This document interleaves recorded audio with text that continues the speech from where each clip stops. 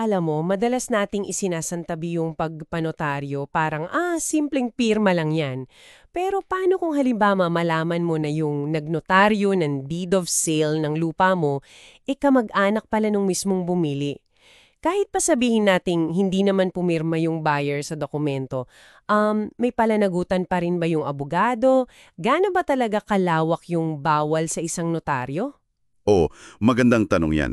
Yan mismo yung sinagot ng Korte Suprema sa isang kaso. Ito yung spouses Antonio and Josefa Perlatan laban kay Ate Maria Johanna N. Vallejo. Administrative case number 11219 to March 16, 2022 yung desisyon.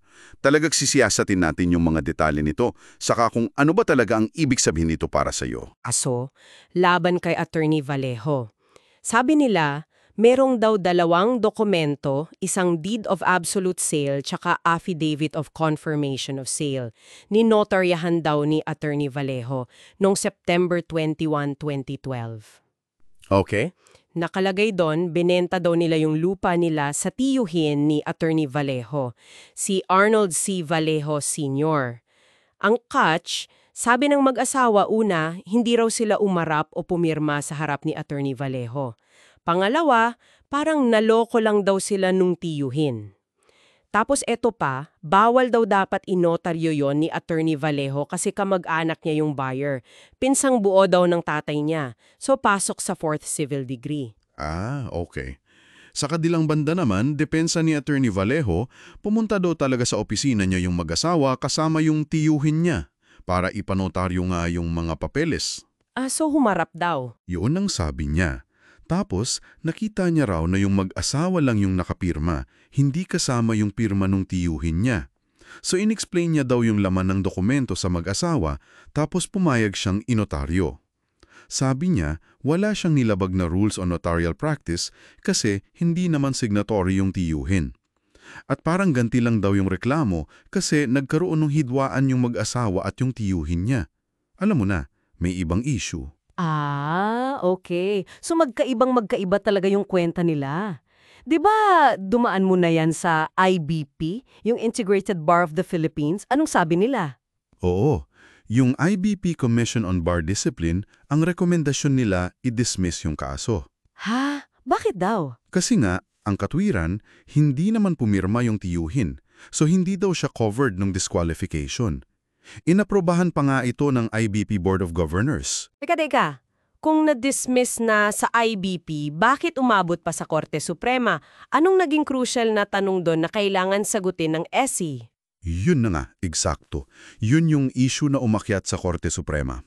Nilabag ba ni Ate Vallejo yung Section 3C, Rule 4 ng 2004 Rules on Notarial Practice nung ninotaryo niya yung mga dokumento kung saan buyer yung tiyuhin niya, kahit pa hindi ito pumirma mismo sa dokumento? Yun yung pinaatanong. Malinaw. At ang hatol ng Korte Suprema, ano ang final verdict? Ayun. Sabi ng Korte Suprema, may paglabag si Ate Vallejo. Malinaw daw kasi yung Section 3C, Rule 4. Bawal ang notaryo publiko na magnotaryo ng dokumento kung ang isang principal sa transaksyon ay kamag-anak niya within the fourth civil degree. Kasama na dyan yung asawa, common law partner, magulang, anak, tito, tita, pinsan. So yung principal ang susi dito. Tama. At ito yung paliwanag ng korte na mahalaga para sa'yo. Sa isang contract of sale o bentahan, laging may dalawang principal na partido, hindi lang isa. Merong nagbebenta, yung vendor, at merong bumibili, yung vendee. Gets, seller at buyer. Oo. Sa kasong ito, yung tiyuhin ni Ate Vallejo, siya yung vendee, yung bumibili. Kahit hindi siya physically pumirma dun sa deed of sale na unilateral, siya pa rin ay isang principal party sa kontrata. Kasi kung papayagan daw yung argumento ni Ate Vallejo na hindi naman signatory kaya okay lang, edi parang ang dali lang iwasan nung batas, di ba? Oo nga, parang loophole. Yun nga. Binigyang diin din ng korte na yung notaryasyon, hindi yan simpleng seremonya lang.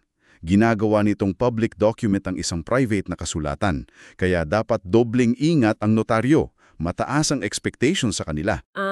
Okay. So hindi lang pala yung literally na pumipirma ang tinitingnan, kundi yung role niya sa transaksyon. Dahil napatunayan may violation, ano na ang naging parusa kay Ate Vallejo? Disbarment ba? Hindi naman umabot sa disbarment.